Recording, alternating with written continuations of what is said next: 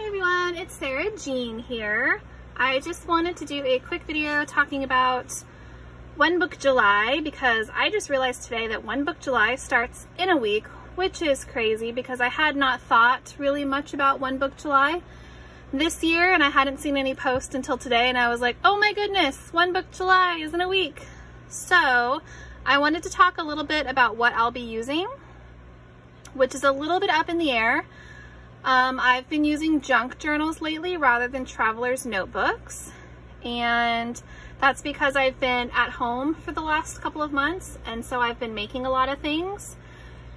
And I wanted to talk about that in relation to therapy, and then One Book July, and then come back to traveler's notebooks. So for July, I'm going to be using, I believe, my junk journal that I made for myself.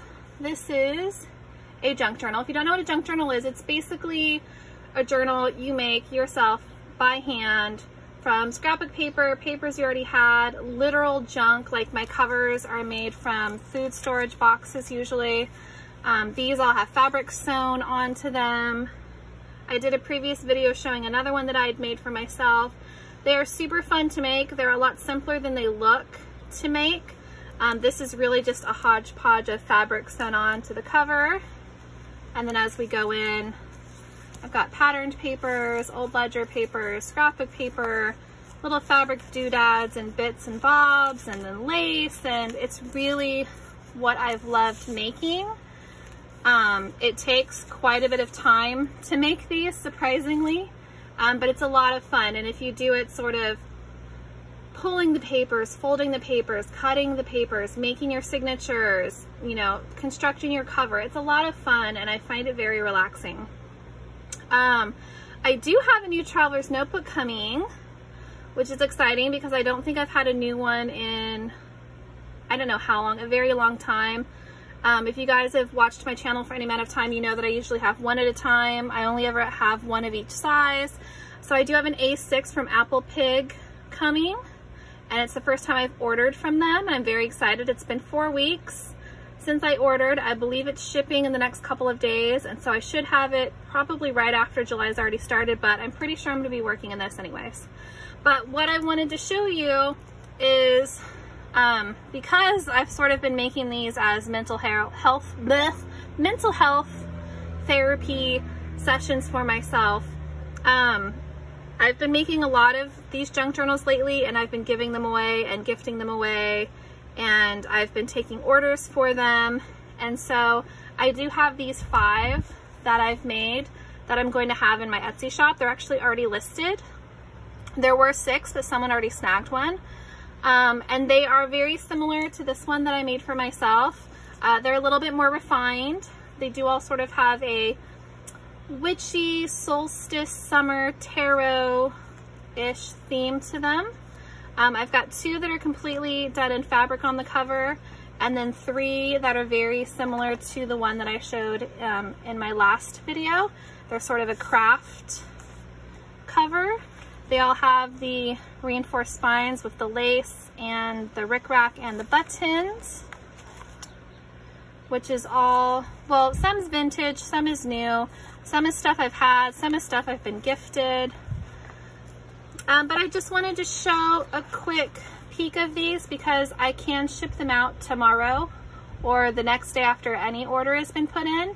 And I have 5. I've got 3 of the craft, 2 of the fabric. The fabric ones have a little pocket on the back. They all come with 2 little homemade tarot tags. And inside of all of these, they're very similar on the inside, so I'll just flip through one. They're between a soft cover and a hard cover, but they all have scrapbook papers on the inside, and some have been embellished with sewing, stitching, some have fabric attached to them, some have yarn attached, some have little tuck spots in them. All of them have these 2 little bead baubles attached. They're really fun. They are pre-decorated enough where if you're sort of a novice at junk journaling or art journaling, then it's going to be easy for you to dive in because there's already some decoration. Or on the other spectrum, if you're an avid art journaler, there's also a lot of blank space to play with if you want to just pile more stuff onto them, which is what I tend to do. I tend to just pile more stuff on top, so it's like junk on top of junk on top of junk.